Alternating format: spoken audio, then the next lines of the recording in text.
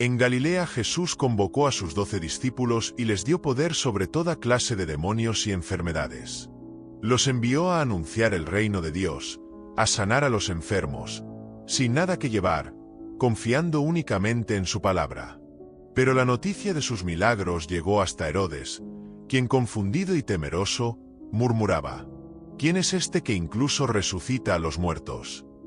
Mientras tanto, Jesús acogía a la multitud hambrienta, enseñaba, sanaba y los alimentaba con solo 5 panes y 2 peces, hasta que todos quedaron saciados. Y entonces, preguntó a sus discípulos: ¿Quién decís que soy yo? Pedro respondió con valentía: el Mesías de Dios. Jesús les habló de su sufrimiento, de la cruz, y de la gloria que vendría. 8 días después, en la cima de un monte, algo extraordinario sucedió. Su rostro resplandeció. Sus vestiduras brillaron, y 2 figuras aparecieron con gloria. Moisés y Elías, conversando con él. Pedro, fascinado, quiso construir 3 tiendas.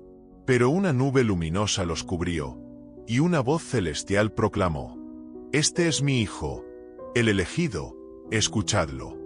Y cuando la voz cesó, Jesús quedó solo. Los discípulos guardaron silencio, atónitos, incapaces de comprender por completo lo que acababan de presenciar.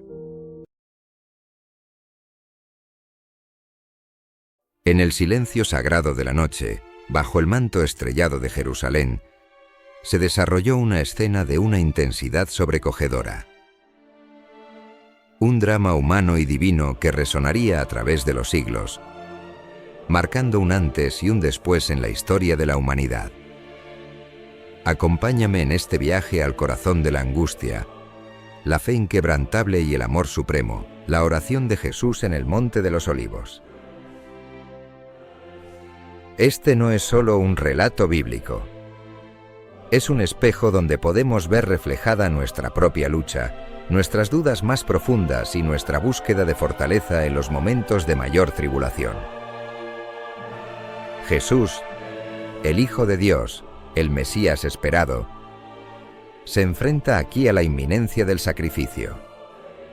La sombra de la cruz se alarga sobre él, y el peso del pecado del mundo parece aplastarlo. Así sucedió. Jesús salió y fue, según su costumbre, al Monte de los Olivos, apartándose de sus discípulos, Pedro, Santiago y Juan, aquellos que habían sido testigos de sus milagros y enseñanzas más íntimas.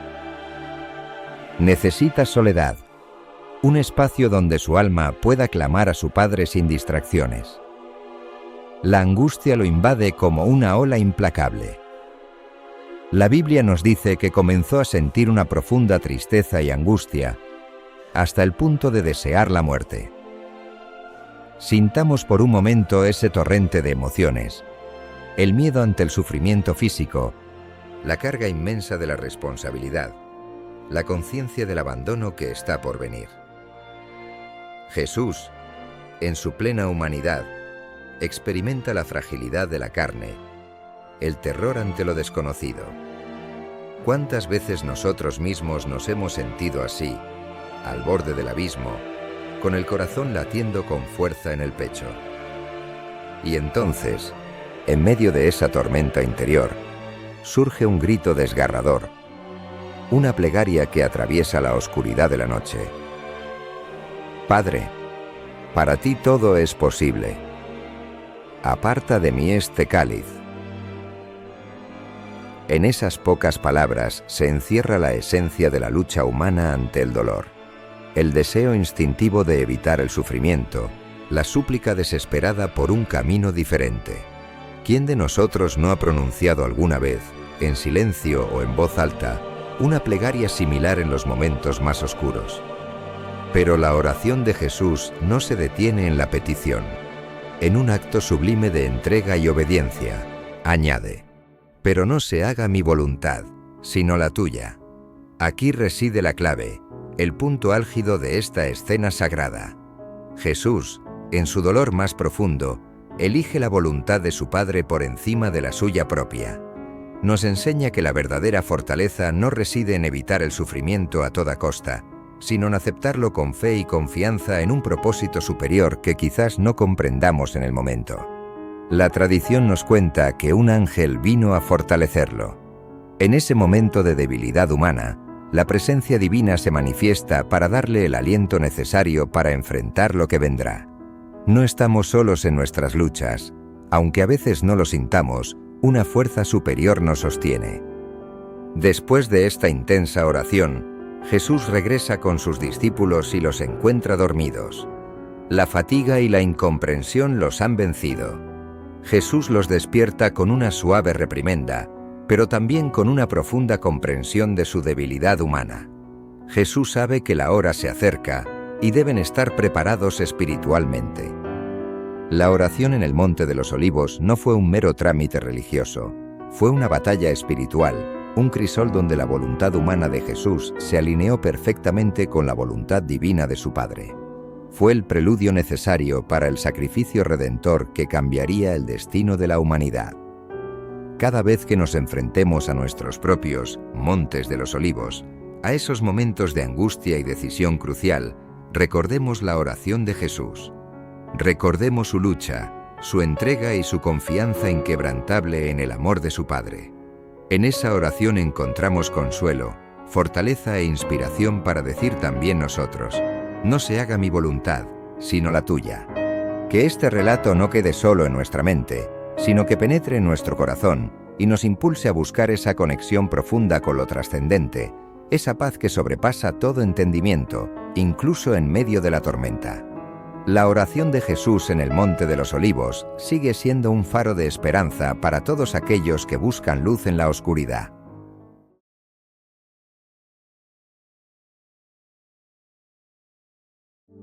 Una multitud se agolpa al pie de la cruz. Los fariseos se burlan.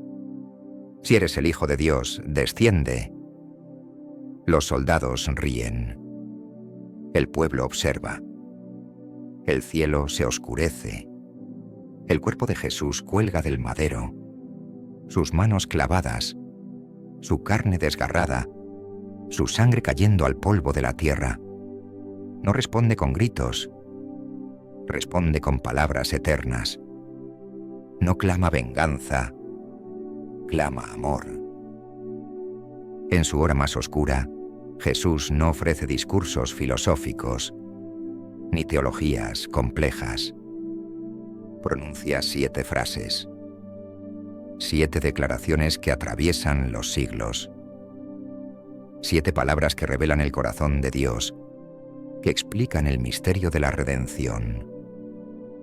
7 palabras que cambiaron la historia del universo. Hoy, palabra por palabra, reviviremos el mayor discurso jamás pronunciado. El discurso del amor en la cruz. El discurso del Dios hecho hombre que no vino a ser servido, sino a dar su vida en rescate por muchos.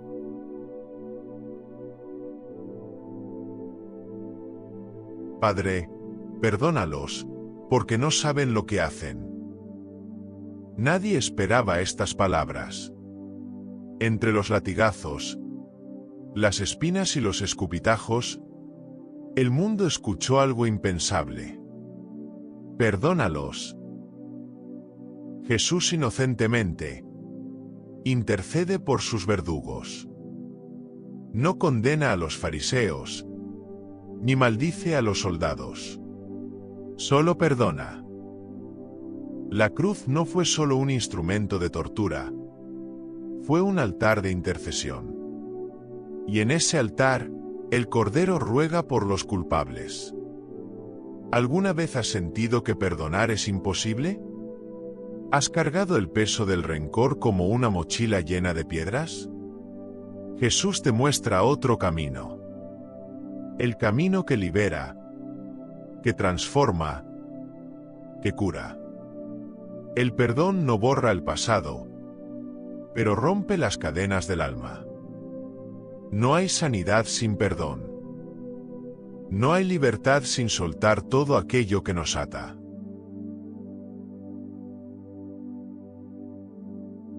Hoy estarás conmigo en el paraíso. Jesús, en medio de los dos ladrones, escucha como uno de ellos se burla. El otro, con voz temblorosa, confiesa su culpa y clama: Jesús, acuérdate de mí. Y recibe la respuesta más gloriosa que un pecador puede oír: hoy estarás conmigo en el paraíso. No importa cuánto hayas caído. No importa cuánto hayas destruido. El ladrón de la cruz no tuvo tiempo de hacer buenas obras. Solo tuvo fe. Y fue suficiente, pues la gracia de Dios no es proporcional al mérito. Es un regalo, incluso para quien está al borde de la muerte. Este es el mensaje de la cruz. Nunca es demasiado tarde para volver a Dios. Mujer, ahí tienes a tu hijo. Hijo, ahí tienes a tu madre. Jesús está muriendo. Y sin embargo, ve a su madre, María, que está allí rota por el dolor. Junto a ella, el discípulo amado. Jesús los mira y los une. Un acto de cuidado en medio del dolor. Un testamento de amor filial en medio del abandono. ¿Puedes imaginarlo? Mientras el mundo le escupe, Jesús piensa en los suyos. La cruz no lo volvió insensible. La cruz mostró la ternura del Redentor. Jesús nos enseña que la verdadera espiritualidad no ignora lo humano. La fe no es desconexión, es cuidado, es responsabilidad, es comunidad. La familia de la fe nace al pie de la cruz.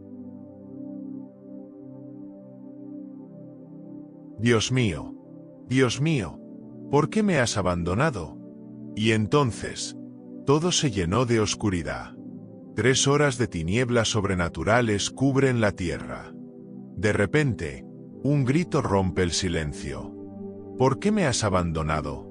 No fue una queja, fue una oración. Jesús, aun en la soledad más extrema, se aferra a las Escrituras.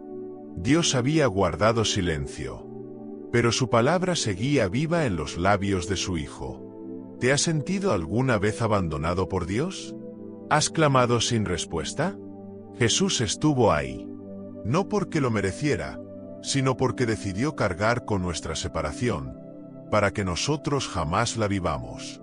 En su angustia, nos abrió el camino de regreso al Padre.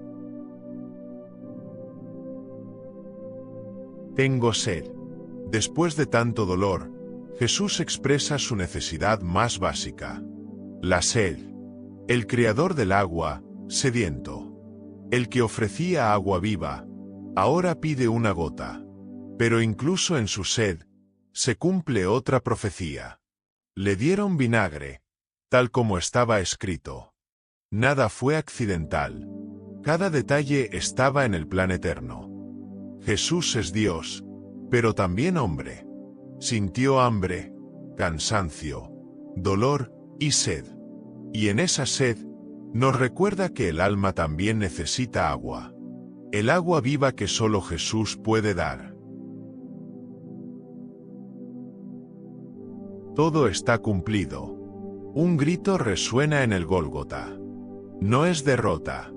No es resignación. Es triunfo. El sacrificio está completo. La deuda ha sido pagada. La redención, sellada. La puerta del cielo, abierta.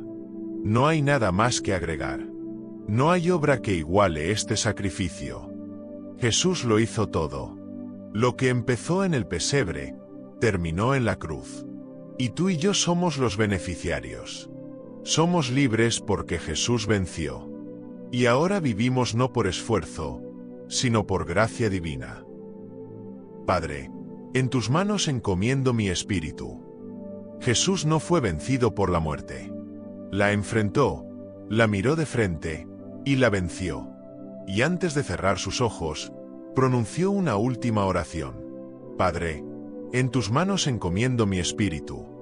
Una frase aprendida en la infancia, ahora dicha por el Hijo en su hora final. Confiar en el Padre. entregarse en sus manos. Esa es la fe auténtica. No una fe que huye del dolor, sino una fe que confía en medio de él. Las 7 palabras de Jesús no son solo frases históricas, son llaves espirituales. Nos muestran quién es Dios y quiénes podemos ser si creemos en él. Perdón, salvación, cuidado, abandono, sed, victoria, entrega. Cada palabra es una ventana a la cruz. Y en la cruz, vemos el amor eterno del Padre, el sacrificio perfecto del Hijo, y el llamado del Espíritu que aún hoy susurra. Cristo murió, pero resucitó, y volverá. Lo prometió, y la Biblia lo repite más de 300 veces. Lo que sucedió entre la crucifixión y la resurrección de Jesús es uno de los mayores misterios de la historia. Un secreto oculto por siglos. ¿Qué pasó realmente en el tercer día? ¿Qué fuerzas se enfrentaron en lo invisible? Cuando Jesús exhaló su último aliento, el mundo creyó que todo había terminado. Pero estaban equivocados. En lo visible su cuerpo fue colocado en una tumba sellada. Pero en lo invisible, la mayor batalla de la historia acababa de comenzar. Los discípulos estaban escondidos, llenos de miedo. El mundo se sumía en el luto, pero en otra dimensión, en un lugar más allá del tiempo, algo estaba ocurriendo. La Biblia menciona el Seol, el lugar donde las almas esperaban. Pero en aquellos días, algo interrumpió la eternidad. Jesús no estaba muerto, estaba en una misión. Un descenso a lo más profundo del abismo para enfrentar cara a cara al poder de las tinieblas. Las fuerzas que gobernaban la muerte intentaron retenerlo, pero no pudieron. Lo que ocurrió en ese momento marcó el destino de la humanidad para siempre. Los antiguos textos sugieren que Jesús proclamó su victoria a los cautivos, que irrumpió en el dominio de la muerte con una autoridad jamás vista. Mientras en la tierra sus seguidores lloraban, en el mundo espiritual la guerra había terminado. Y entonces, al tercer día, sucedió lo imposible, lo que nadie esperaba. La tumba estaba vacía. Por siglos esta parte de la historia ha sido minimizada, ocultada o ignorada. Pero ahora, las piezas del rompecabezas encajan. La resurrección no fue solo el regreso de un hombre a la vida. Fue la declaración de que la muerte había sido derrotada. ¿Qué otras verdades han sido ocultadas? ¿Qué más ocurrió en esos 3 días? La respuesta está en los textos antiguos y en lo que tú decides creer. Si este tema te impactó, imagina lo que aún falta por descubrir. ¿Quieres conocer más secretos ocultos de la historia? Entonces suscríbete ahora, activa la campana y dale al like.